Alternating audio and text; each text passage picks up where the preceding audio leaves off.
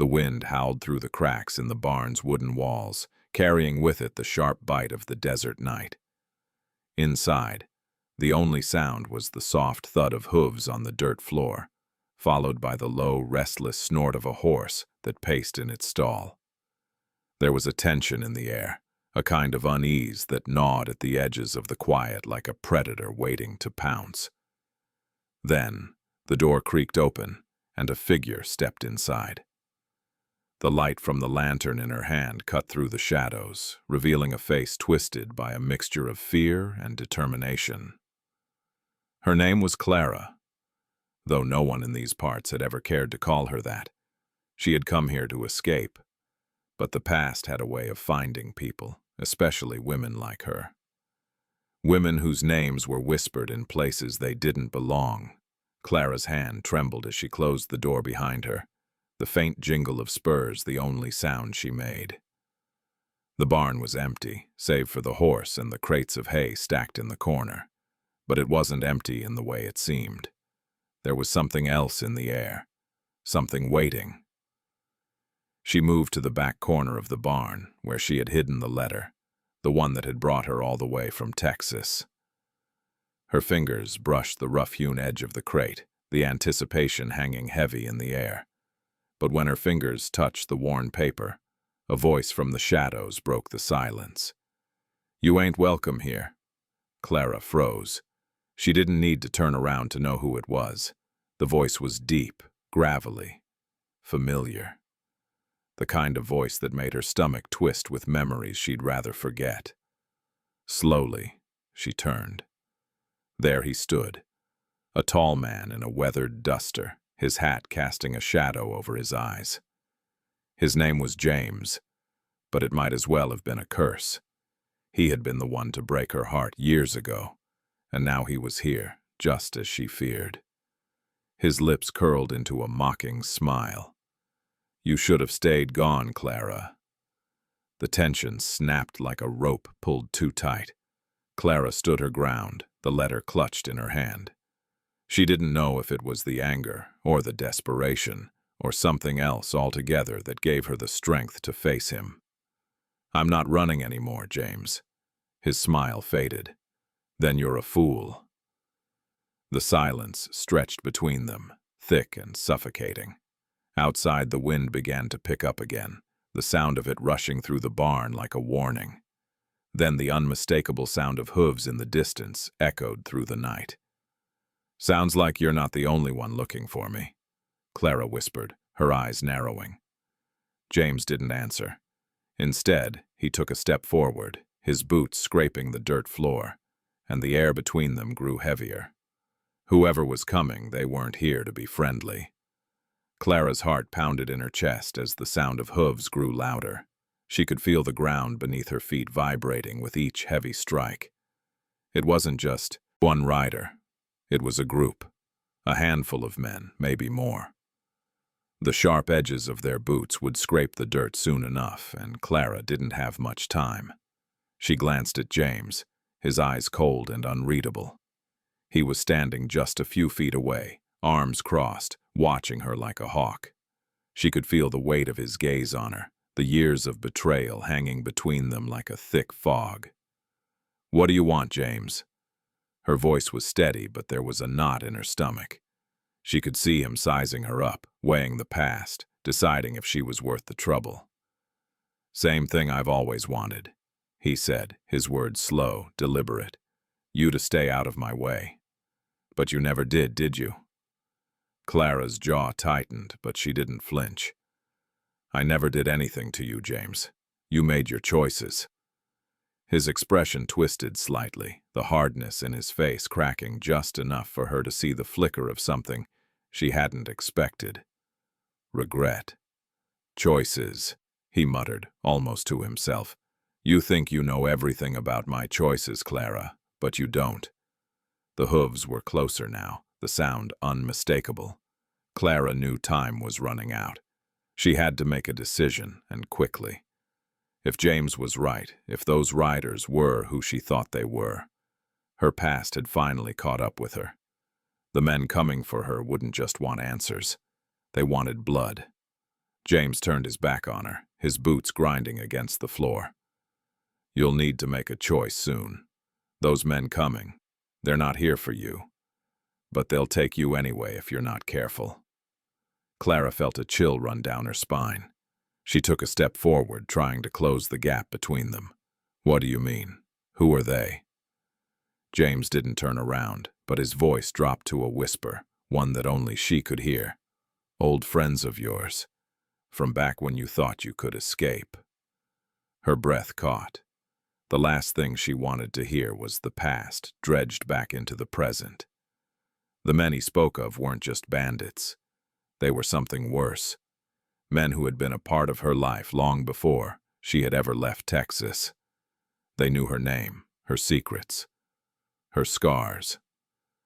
And they would stop at nothing to collect what they thought was theirs. Clara's fingers tightened around the letter in her hand. She had come here for something that could change everything. But now, with danger closing in, her moral compass was shifting, torn between what she wanted and what she had to do.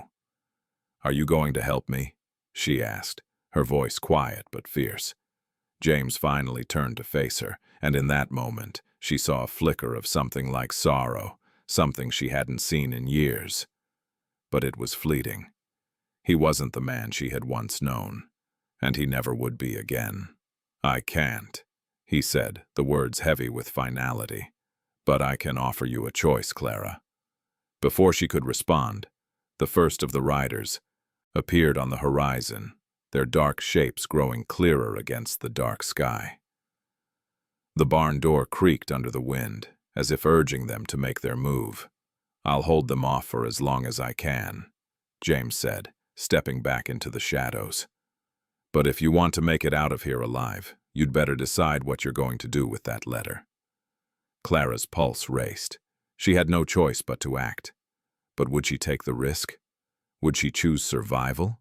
Or would she confront her past, knowing it could cost her everything? A voice broke through her thoughts.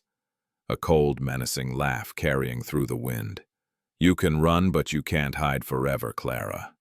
And then, the first shot rang out, the crack of a rifle splintering the silence like thunder. The rifle shot echoed in the night like a death knell, and Clara's heart lurched in her chest. She hadn't moved, not even an inch. But her body had already gone cold, every muscle frozen by the sudden threat. The riders were here. The sound of their hooves now unmistakable, rattling through the dust like the beginning of a storm. James didn't flinch at the shot. He was already stepping toward the barn's back door, his silhouette sharp against the dim light of the lantern. His voice was low, carrying an edge of urgency. You need to make a decision, Clara. Now. They'll be on us any second. Clara's mind raced, her thoughts clashing with the pull of the past and the cold weight of the letter she still held tightly in her hand. What had she come here for? What had she hoped to find? A chance to start over, perhaps. But now, with the men closing in, that seemed like a distant dream. Another shot rang out, closer this time, the crack of the gunfire slicing through the tense stillness. The sound was followed by the unmistakable thud of boots hitting the dirt and the sound of voices, rough, gravelly voices, cutting through the wind. They were here. James, what are we gonna do? Clara's voice was strained, the words thick with fear. James didn't answer right away. He was moving swiftly now, his hands working with the kind of precision that came from years of hard living. He pulled a dusty old rifle from the corner of the barn, checked the chamber, and made sure it was ready. Then he turned to her, his face grim. You head out the back. You run for the hills. Don't stop. Don't look back. The wind howled louder, and Clara felt her stomach twist. The urgency in James's voice wasn't lost on her, but there was something else, too. Something in his eyes. A warning. You don't know who you're dealing with, she said, her voice shaking. They're not here to rob a bank or steal cattle. They're after me, and they'll kill anyone in their way. James hesitated, the rifle still in his hands. His eyes flickered to the barn door, where the first rider was just visible, a dark shape against the fading light. "Then you're not running alone," he said, his jaw set. Clara shook her head. "You don't owe me anything, James. You don't have to." "I don't owe you," he interrupted sharply, his voice rough, but his eyes were softer now. "But you're right about one thing. They'll kill anyone, and I'm not letting them kill you." She opened her mouth to argue, but the sound of horses galloping closer drowned out her words. The riders were coming, and there was no more time for talk. Clara glanced at the letter in her hand, then at the man in front of her. She knew deep down that running might be her only chance at survival. But something in her stomach twisted with the thought of leaving him behind, leaving him to face the riders alone. She couldn't. "Then we face them together," she said, her voice steady now, a fire burning behind her words. James looked at her for a long moment, as if weighing her resolve, and finally gave a sharp nod. He reached out, his hand brushing the back of her shoulder briefly, as though offering some small comfort before the storm. "You've got guts, Clara," he said quietly. "But this won't be easy." The barn door creaked again, and the riders' shadows grew larger, taking shape as they approached. There were at least 5 of them, maybe more. A ragged group, all hardened by the same brutal life, faces carved by time and violence. And they were coming for her. The first man rode up to the barn, his horse's hooves pounding in the dirt. He slowed, his steely eyes scanning the dark interior, and Clara could hear his low voice calling out, the words sharp with authority. "Clara, we know you're in there. No need to make this harder on yourself." Clara's breath caught in her throat. The man's voice was unmistakable. Ezra, the leader of the group. He was the one who had hunted her down before, the one whose cruelty had marked her soul. She remembered his face all too well, the smirk that never seemed to fade, the eyes that saw no one as human. James's voice broke through the silence again, this time louder, sharper. "You'll have to kill me first, Ezra." Clara's heart skipped a beat. There was no mistaking the challenge in his tone. The riders hadn't even fully dismounted yet, and already James was ready to face them down. Ezra's smirk grew. "That's the plan, Cowboy." Before Clara could respond, James gave her a hard look. "Stay low," he muttered. And then, without another word, he swung open the barn door, stepping out into the open, the rifle raised. The cold moonlight caught the steel of his weapon, shining like a promise of violence. The riders' eyes snapped to him in an instant. They hadn't expected him, but now they saw him. And they saw Clara, too, standing just inside the barn, frozen in place. Clara's chest tightened. She knew they wouldn't hesitate. She knew there would be no mercy. And just as James leveled his rifle, Ezra's voice sliced through the tension. "You think you can stand against us, boy? You're outnumbered." James didn't flinch. "I'm not standing alone." The silence broke, and the first shot rang out again, louder this time. A crack of thunder, the sound of a man who had made his choice, and Clara's heart beat faster as the world seemed to fall apart around her. The night erupted with gunfire. Clara flinched at the sound of the first bullet, but James didn't waver. His rifle barked twice, the sound of each shot so sharp, so deliberate, that it seemed to freeze time for just a moment. The riders scattered, ducking behind the nearby hay bales and wooden crates, returning fire with the kind of precision that only years of violence could hone. But James wasn't done. He was quick, his movements fluid and practiced, every shot a calculated response to the danger around him. Clara stood in the dark shadows of the barn, her heart hammering in her chest. She wanted to help. She wanted to do something. But what could she do against 5 men with guns? She couldn't let herself be a liability, but she couldn't just stand by either. She took a deep breath and darted for the back of the barn, keeping low, her boots silent against the dirt floor. The wind howled outside, a constant presence that threatened to drown out the shouts and shots ringing out in the night. She had to move. She had to find a way to get around them, to do what she could. But as she rounded the corner of the barn, a voice stopped her dead in her tracks. "Clara." She froze, the air thick with the sound of gunfire and shuffling feet. The voice was so familiar, so taunting, it made her stomach drop. She didn't need to look. She knew who it was.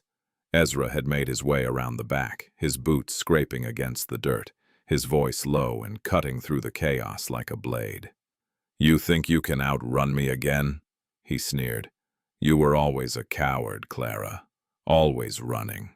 Clara's pulse spiked, but she didn't let the fear show. She turned slowly to face him, her eyes hard. She could feel the cold weight of the letter in her hand, the one that had brought her here. The one that could have given her a new life, away from all of this. She hadn't come for a fight, but she wasn't going to run anymore either. "I'm not running, Ezra," she said, her voice steady, though her insides churned. "I'm done with that." Ezra's grin widened, his eyes glinting with something dark. "Done? You don't get to decide that, girl. You don't get to walk away from the things you've done." For a split second, Clara saw the past in his eyes. The long, hot days of being hunted, the blood spilled, the promises made and broken. She wasn't the only one with regrets. Ezra had them too, even if he'd never admit it. Clara didn't answer. She couldn't afford to. She had to act. But just as she stepped toward him, something shifted in the night, something unexpected. James's voice, low and gruff, broke through the tension. "Clara, get down." Without thinking, Clara dropped to the ground just as a bullet whizzed past, grazing the side of the barn. Ezra swore, cursing under his breath. But James was already in motion. He came into view from around the corner of the barn, rifle raised, eyes locked on Ezra with an intensity that sent a cold shiver through Clara's spine. Ezra glared at James, but there was a flicker of hesitation now, a flicker of doubt. "Still trying to play the hero, huh, James?" Ezra's voice was venomous. "You'll get her killed." James didn't flinch. His aim never wavered, and for a long moment, neither man moved. Then James lowered his rifle slowly, his eyes never leaving Ezra. "She's not the one you're going to kill tonight," he said, his voice calm but carrying the weight of finality. Clara's heart skipped a beat. She could see it now. The truth that had been hanging in the air between them for so long. James was offering something more than protection. He was offering his own soul, his own life. He wasn't just fighting for her. He was fighting for something else, too. Redemption. For both of them. Ezra, for all his bravado, wasn't the same man he had been years ago. Neither of them were. And deep down, Clara knew that this moment, this choice, was bigger than any of them. It was a chance to make things right, even if it cost them everything. "You don't owe me anything, James," she whispered, her voice barely audible. He didn't answer, but the look in his eyes told her everything she needed to know. Then there was a flicker of movement in the shadows behind them. Clara turned sharply, her pulse racing again. The riders weren't just circling anymore. They were closing in, their figures emerging from the dark like wolves in the night. There was no more room for doubt, no more room for hesitation. Ezra's grin returned. "You think you can fight us all, James?"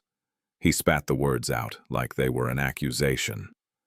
James's eyes locked with Clara's one last time, a shared moment of understanding, a quiet promise between them. "I'm not alone," he said softly. And then, before either of them could move, a shot rang out. Not from Ezra's side, but from the far corner of the barn. Clara's heart stopped. She looked up, her eyes searching for the source of the shot. She didn't recognize the rider who had appeared in the distance, but it didn't matter. The man was aiming directly at Ezra. The sound of the shot echoed like the crack of thunder. Ezra's face twisted in surprise as he dropped to the ground, blood staining his shirt. In that moment, everything seemed to freeze. The riders were caught off guard, disoriented by the sudden turn of events. Ezra's men paused, and for just a second it felt as though the world had shifted. Clara didn't know who had fired the shot, but she wasn't about to question it.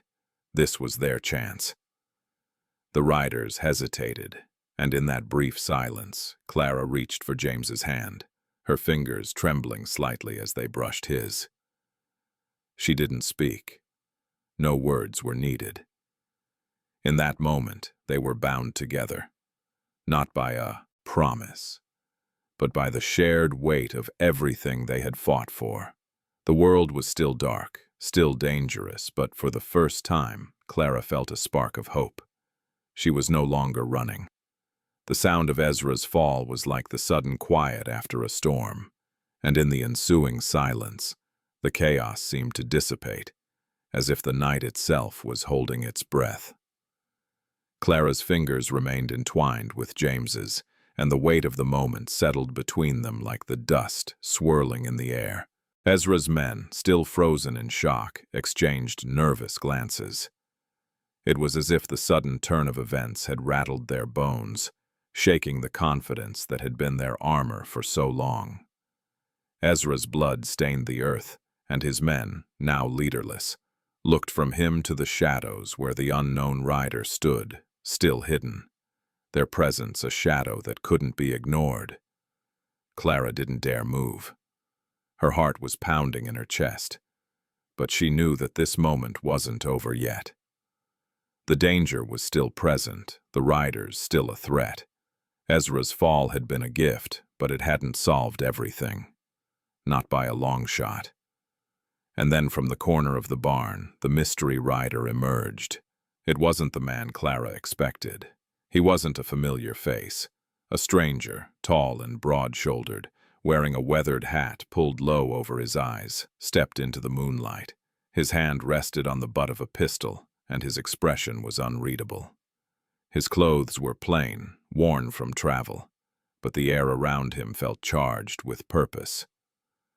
"Not who you were expecting." The man's voice was low, gravelly. He didn't speak to anyone in particular, just to the situation as a whole. James was still holding Clara's hand, but his grip tightened now, a subtle gesture, a wordless signal. "Who are you?"